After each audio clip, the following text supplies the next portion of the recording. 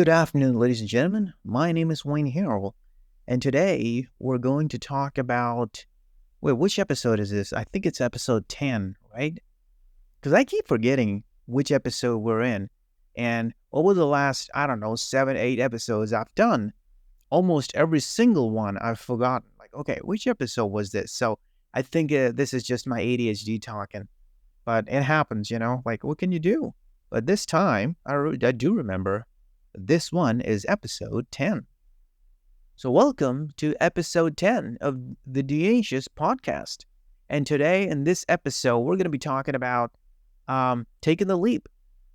And why taking the leap is important. Well, I don't have to remind you how much you've lost from anxiety, right? How much you've lost from procrastination.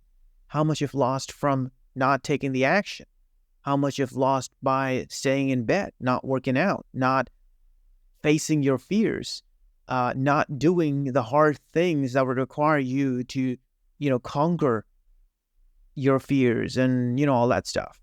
So there's something that's stopping you from doing all that stuff. What is it?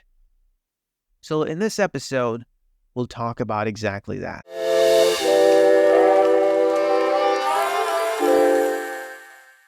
Over the last several years, I've procrastinated a lot.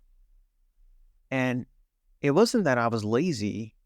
It's something was holding me back. It was almost like I was tied down. It was harder to get out of bed. It was harder to get anything done.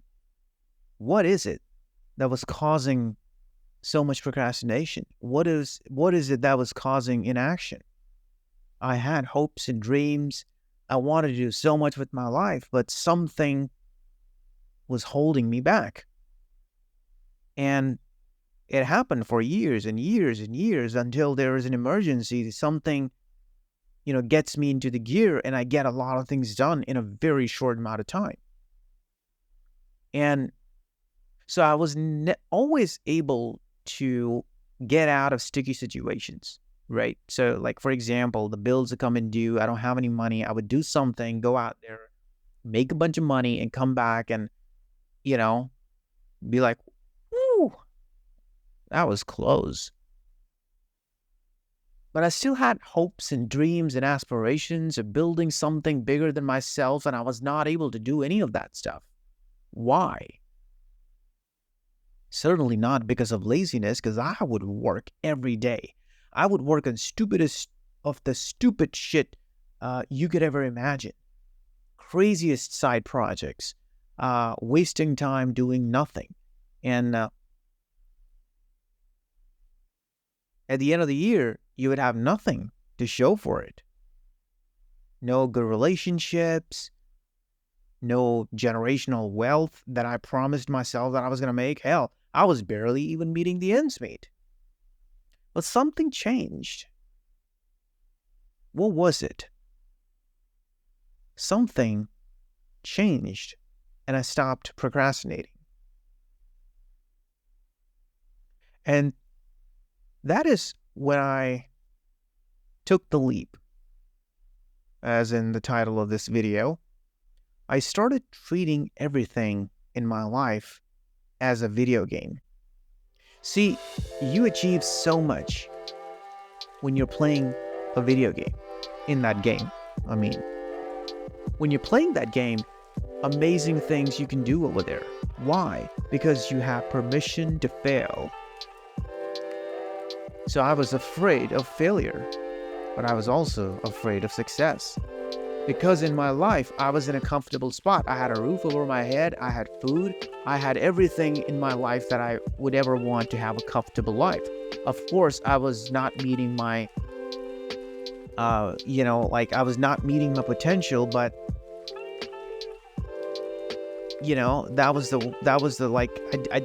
somehow my subconscious brain didn't want me to get out of that position. So anytime I would do something substantial, it would go into procrastination mode. It would be like, hey, look, you have a roof over your head. You have food in the kitchen. You have money in the bank. Not a lot, but it's still there is decent amount of money.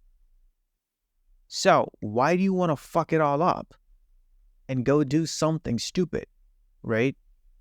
And of course, it's not stupid. It's just like, me doing something about my life, right? So brain has a way of tricking you into doing some of these stupid things. And it's just like, it's a really primitive, like our our brain is wired for the world that doesn't exist anymore. It's wired for a world that hasn't existed for thousands of years. And somehow that like deep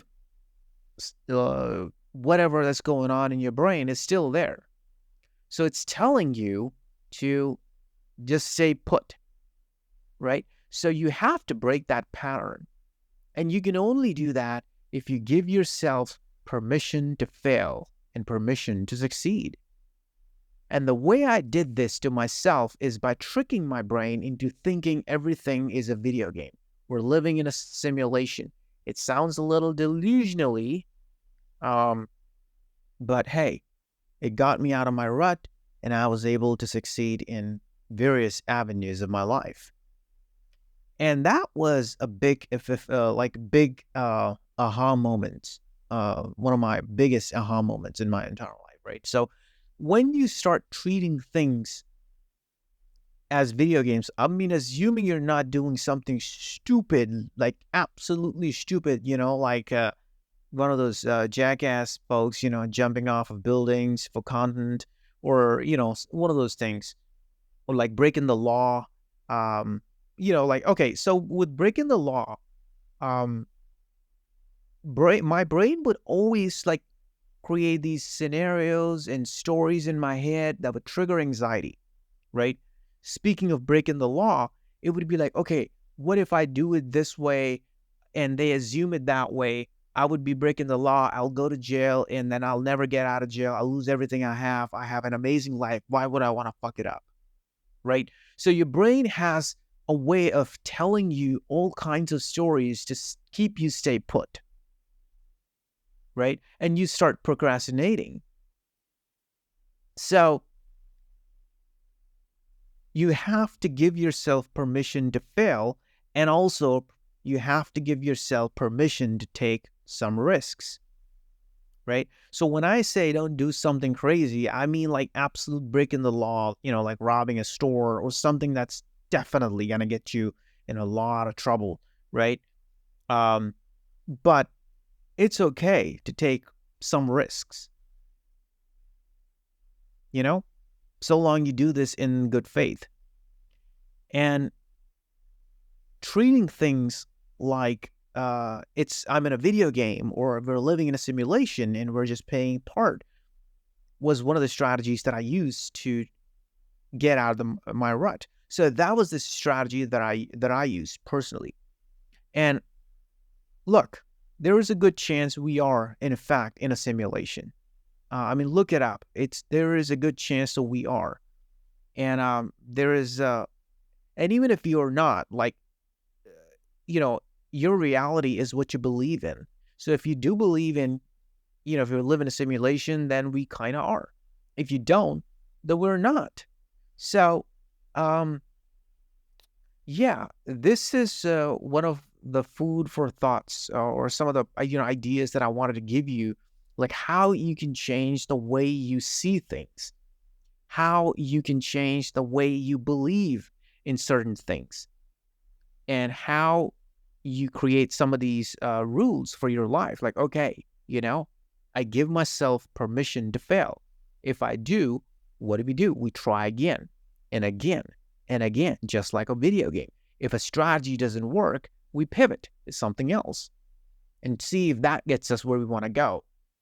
So that is it for today. This is going to be a really short podcast. I told you on the last one, right? So hopefully this was short, and it's already way past midnight, and I really wanted to record this thought for you. As you know, I live in Bangkok. It's amazing city right now, although the air is not so clean these days, but hopefully it's going to be clean the next week or so. So I could probably, hopefully, go out. There is an amazing park here that I like to go for workouts and just walk. It's huge, kind of like Central Park, New York City. I think it's probably even bigger, or maybe not. So I like to go there. There's an amazing coffee shops. I've been seeing a lot of amazing cafe cultures here. Bangkok is mostly people like to drink their boba here, and tea. But lately, coffee is like the rage here. Everybody's drinking their coffee, and I'm happy because I absolutely love a good cup of coffee. And it's good when they're doing the whole ritual when they're making the espresso, grinding the perfect beans and like using the proper prep kit and all that stuff. You'll get an amazing cup of coffee that way. I'm thinking about hosting a meetup here, maybe later when the weather cools down a little bit after, I don't know, maybe August. It's gonna be rainy season, but we'll see. There's absolutely gonna be a meetup here in around November or December, because that's an amazing time to hang out, and it's one of those times where I like to do kind of like my version of mini Thanksgiving over here with friends, family, not family. I'll talk about it later someday, but mostly friends, and hopefully we'll have a meetup around that time. I guess I'm gonna hit the hay now. I'll read some manga before I go to bed, but after that, I'll hit the hay. And I'll see you in the next one. Take care.